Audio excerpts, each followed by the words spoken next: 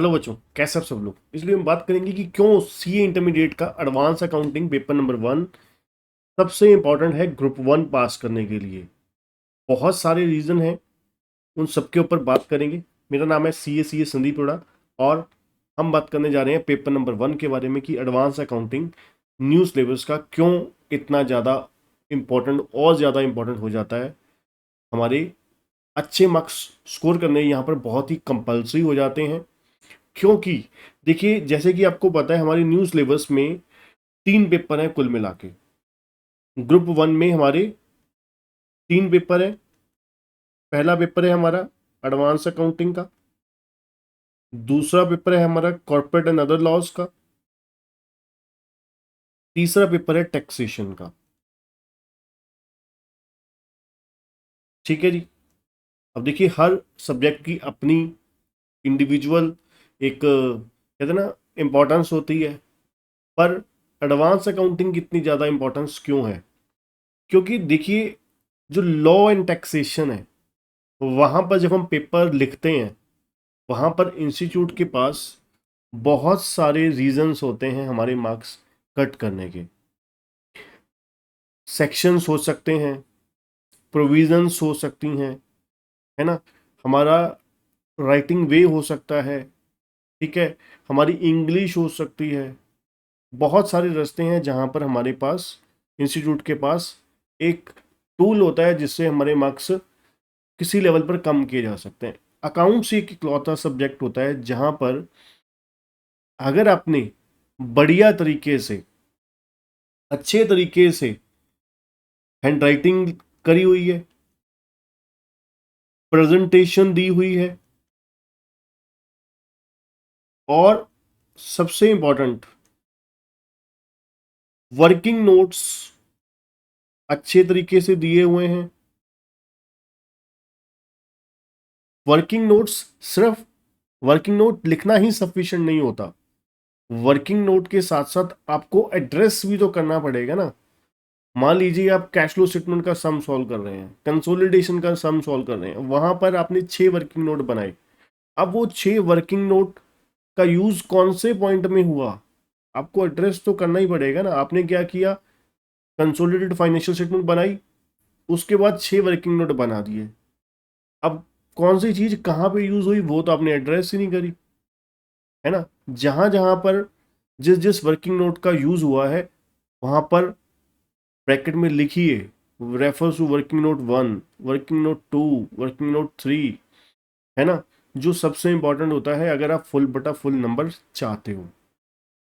उसके बाद कहने वाले आपको कहेंगे कि हैंडराइटिंग प्रेजेंटेशन, हैंडराइटिंग का कोई रोल नहीं होता। देखिए जब सामने वाले बंदे को अच्छे तरीके से पेपर समझ ही नहीं आएगा, ठीक है, जितना ज़्यादा आप कंफर्टेबल चेक करने वाले को करोगे तो रिजल्ट वाले दिन उतना ज़्यादा आप कंफर्टेबल हो जाओगे।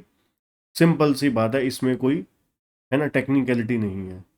एक सिंपल सी बात है, जितना ज़्यादा आप सिंपलीफाई वे में चलोगे, ज़्यादा इफ़ एंड बट लगाने वाली यहाँ पर चीज़ें नहीं है, ठीक है। हैंड राइटिंग अच्छे तरीके से जितना इम्प्रूव हो सकता है मैक्सिमम करिए। प्रेजेंटेशन, ठीक है, वो आपकी टीचर जहाँ से भी, अब मान लीजिए हमारे से क्लासेस जो बच्चे लेते हैं मेरे से, मेरी क्लासेस जो मान लीजिए advance accounting, cost accounting, FM, अब इन तीनों में मैं स्पेशली बच्चों को बताता हूँ कि भाई आपको यहाँ पर अगर अच्छे तरीके से मार्क्स स्कोर करना है तो सिर्फ पढ़ना सफिशिएंट नहीं होगा, उसके साथ साथ आपको अच्छे तरीके से लिखना भी होगा, ठीक है, और मैनेज करना है किस तरीके से टाइमिंग हमारे को, ठीक है, कितने समय में क्वेश्चन हो जाना चाहिए, ठीक है। वो प्रैक्टिस करके देखिए पहले एग्जाम से पहले, और कम से कम 2 बार आप 3-3 घंटे की सिटिंग के पेपर दे के देखिए, मॉक टेस्ट दे के देखिए, जिससे आपकी जो फाइनल एग्जाम में बैठने की एक तैयारी हो जाएगी कि 3 घंटे सिंगल सिटिंग में आप कितना अटेम्प्ट करते हो, किस तरीके से मैनेज होता है, ठीक है। तो ये बहुत इंपॉर्टेंट हो जाती है। उसके बाद देखिए एवरेज बनाने के लिए, एवरेज ग्रुप की एवरेज बनाने के लिए अकाउंटिंग बहुत इंपॉर्टेंट हो जाता है। एडवांस अकाउंटिंग ही इकलौता सब्जेक्ट है जिसमें आपके अच्छे मार्क्स आ सकते हैं, 55, 60, 70, 80, है ना। तो यहाँ पर पूरा स्कोप होता है, क्योंकि यहाँ पर कोई सेक्शंस नहीं है, कोई प्रोविजन आपको लिखने वाला कोई है नहीं। हाँ सर, अकाउंटिंग स्टैंडर्ड्स में ज़रूर है, अकाउंटिंग स्टैंडर्ड्स में ज़रूर है, ठीक है, जहाँ पर हमारे को थोड़ा सा वहाँ पर इंस्टीट्यूट के पास, इंस्टीट्यूट का जो है ना, कहते हैं ना पाला है, वो मजबूत है ना। तो इसलिए फिर भी हमारे पास बहुत कुछ है इस सब्जेक्ट में अच्छा स्कोर करने के लिए। तो एडवांस अकाउंटिंग जितना बड़ी तरीके से आप स्कोर कर सकते हो, प्रिपेयर कर सकते हो, रिवाइज कर सकते हो, एमसीक्यू करिए अच्छे तरीके से। जैसे अगर अगर आपने अभी तक लेक्चर नहीं देखा, मैंने एमसीक्यू के ऊपर बनाया कि एमसीक्यू क्यों इतना ज़्यादा इंपॉर्टेंट है। क्योंकि एमसीक्यू सिर्फ मार्क्स के पॉइंट ऑफ व्यू मत देखिए, आपको एमसीक्यू सारे सिलेबस की रिवीजन करवाएगा। एमसीक्यू ही आपको आपका बेड़ा पार लगवाएंगे, ठीक है ना। तो एमसीक्यू को बहुत ही ज़बरदस्त तरीके से इस्तेमाल कीजिए, बहुत ज़बरदस्त रिजल्ट आएगा आपका सी इंटरमीडिएट का। ठीक है बच्चों, तो आज के लिए इतना ही। जो बच्चे चैनल पे नए, चैनल को सब्सक्राइब करना, बेल आइकन दबाना मत भूलिएगा। और क्लासेस बाय करने के लिए डिस्क्रिप्शन में आपको लिंक मिल जाएगा, बहुत ही नॉमिनल प्राइजेस पे classes, high quality video lecture, unlimited views के साथ और जूम डाउट सेशन के साथ आपकी क्लासेस अवेलेबल हैं। डिस्क्रिप्शन में आपको लिंक मिल जाएगा। थैंक यू बच्चों।